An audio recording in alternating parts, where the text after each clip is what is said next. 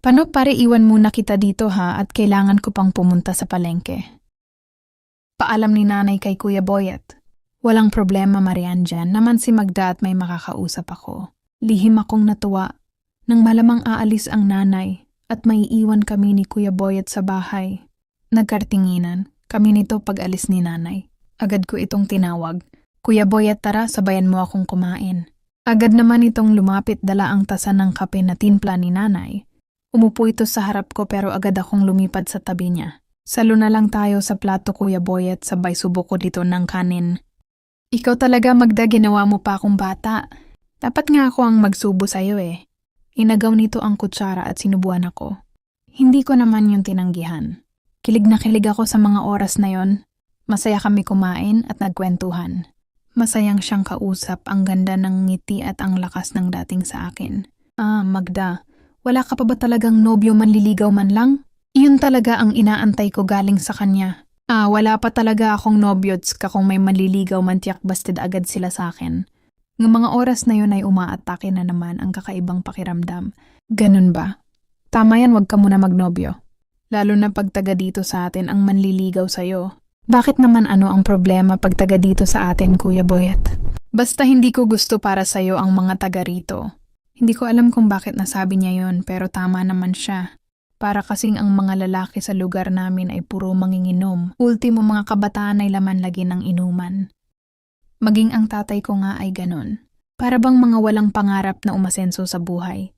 Kaya nga humahanga ako kay Kuya Boyet dahil ibang-iba siya sa mga kalalakihan sa lugar namin.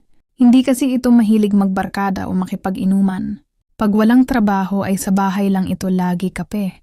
At kwentuhan lang sapat na sa kanya. Napakabait din nito kaya siguro nagtitiwala sila nanay dito. At yun din siguro ang isa sa mga dahilan kaya hinahangaan ko ito. Halos kalahating oras na nakaalis si nanay pero wala pa ding nangyayari. Ni wala akong makitang senyales kay Kuya Boyet ng pagpaparamdam. Hindi ko alam kung anong pumasok sa isip ko. At bigla akong may naitanong dito na ikinagulat niya. Kuya Boyet, ano ba yung libog? Ano bang tanong yan, Magda? Ano nga kasi, pwede mo bang ipaliwanag? Alam mo napakabata mo pa at mahirap ipaliwanag sa ganyang edad pa lang. Gusto kong maintindihan Kuya Boyet. Baka pwedeng ipaintindi mo sa akin ngayon. Pansin ko sa mukha niya ang pagkalito dahil sa mga hinihiling ko. May intindihan mo rin yun Magda pag umibig ka na at nagkanobyo ka na. Umiibig na ako Kuya Boyet, ibig sabihin ba nun ay mahilig na ako? Humawak ito sa kamay ko at tumitig sa akin. Akala ko'y may gagawin na siya kaya inantay ko iyon. Pero wala itong ginawa. Bumuntong hininga lang ito. Marahil ay nag-iisip kung paano iyon ipapaliwanag. Alam mo ang bogli ay natural na pakiramdam ng isang tao. Dalawang klase ang dahilan ng bogli Magda. Una ay ang bogli na dulot ng pagmamahal. Yun bang nakadarama ka ng pagnanaid na mayakap at mahalikan ng isang tao dahil umiibig ka sa kanya o mahal mo siya. Ang isa ay dulot ng pagnanasa. Yun bang init lang ng katawan? Gusto mo ang isang tao at nagnanasa ka sa katawan niya, pero di mo siya mahal o di ka umiibig sa kanya. Masama bang maging mabogli Kuya Boyet? Mad ka kung walang bogli wala tayo sa mundo. Wala ka wala ako. Kaya tayo nabuo dahil sa bogli. Depende na lang sa tao kung paano niya kontrolin o kanino at paano nila gagamitin. Madami pang sinabi si Kuya Boyet pero hindi ko na inintindi. Ang focus ko kasi ay kung paano may mangyayari sa amin. Nilagay ko ang kamay ko sa hita niya. Kuya Boyet, paano kung sabihin ko sa'yo na nakadarama ako ng bogli? Kanino naman? Hinimas-himas ko ang hita niya habang nakatitig. Nang malagkit at may panunukso. Pero medyo napahiya ako. Nang alisin niya ang kamay ko sa hita niya. Alam mo Magda, hindi mo pa dapat. Hindi ko na hinintay kung ano pang sasabihin niya. Bigla ko na lang siyang niyakap at hinalikan. Ang akala ko'y madadala ko na ito dahil sa ginawa ko pero muli ay pinigil niya ako. Teka Magda, hindi ito tama. Bakit Kuya Boyet? Ano bang problema? Ayaw mo ba sa akin? Hindi ba ako maganda? Hindi mo pa maiintindihan Magda. Ano pa ba?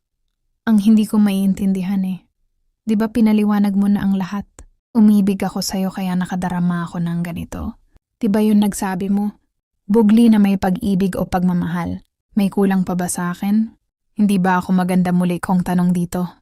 Hinawakan ako nito sa magkabilang balikat at tumitig sa mga mata ko. Muli ay umasa na naman ako na may gagawin ito. pero wala na naman itong ginawa.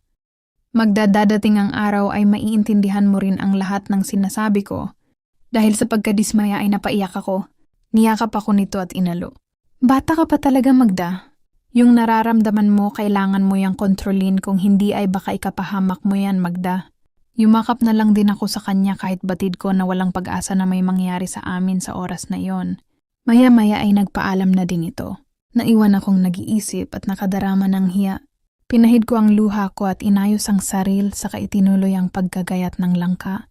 Ayaw kong malaman ni nanay. Ang aking pag-iyak, mabilis kong tinapos ang ginagawa ko at nagkulong ako sa silid. Pagdating ni nanay ay tinawag ako nito pero ang sabi ko ay masama. Ang pakiramdam ko, hinayaan naman ako nitong magpahinga. Dahilan ko lang yun pero ang totoo ay masama ang loob ko at masakit ang puson ko. Ang init na kasi ng katawan ko nang kaharap ko si Kuya Boyet. Ang akala ko kasi ay maiibsan na yun sa tulong niya, pero tinanggihan niya ako. Nilok ko ang pinto at muli ay iniisip ko si Kuya Boyet. Nakarating ako sa sukdulan dahil sa pagpantasya kay Kuya Boyet. Pero hanggang kailan ako magtitiis ng ganito? Kailangan gumawa ako ng paraan para makit sa akin si Kuya Boyet. Kailangan ko siya. Pakiramdam ko'y hindi na ako tatagal. Nang ganun lang, na pinapaligaya lang ang sarili. Naghahanap ang katawan ko, kailangan ko ng lalaki. Lalaking gagawa sa akin ang tulad ng ginagawa ni tatay kay nanay. Nagsimula akong mag-ayos ng sarili ko. Nagpaganda at nagdamit ng kaakit-akit. Yung alam kong magmumuka akong dalaga sa paningin ni Kuya Boyet. Hindi ako maaring pumayag na basta na lang niya ako tanggihan. Simula nang ipagtapat ko kay Kuya Boyet, ang nararamdaman ko ay mas lalong naging maalahanin ito sa akin. Madalas ay antayin ako nito pag uwi at ihahatid sa bahay. Iniisip ko tuloy na baka gusto din ako nito. At natatakot lang na patulan ako dahil masyado pa akong bata. O baka natatakot na malaman nila nanay sakaling may mangyari sa amin. Naku pare, salamat sa paghahatid mo kay Magda ha. At least ay hindi na ako gaanong nag-aalala. Saad ni nanay kay Kuya Boyet nang minsang ihatid ako nito at tumambay sa amin. Wala yun mare, ang mahalaga sa akin ay ang kaligtasan ni Magda. Napatingin ito sa akin pero inirapan ko ito. Naiinis kasi ako sa sinabi niya na kaligtasan ko lang ang iniisip niya. E paano naman ang kaligayahan ko? Mapapaligaya ba niya ako sa paghahatid niya sa akin? Hindi na sapat sa akin na inaalala at binabantayan niya lang ako lagi. Ang tagal na niya alam na gusto ko siya eh. Hanggang ngayon paasa pa din siya. Hindi ko alam kung ano ba talaga ang pakay niya sa akin. Kailangan ko ulit subukang akitin siya. Edad 15 na ako noon at mas nag-matured na ang katawan ko. Mas malaki, mas mabilog at may dibdib na ako na mas kaakit-akit. Tamang-tama naman na nang hapon na iyon ay wala pa si tatay at malamang ay napainom na naman. Kailangan na namang sunduage ni nanay. Alam ni nanay kung saan madalas uminom si tatay at medyo malayo yun sa bahay.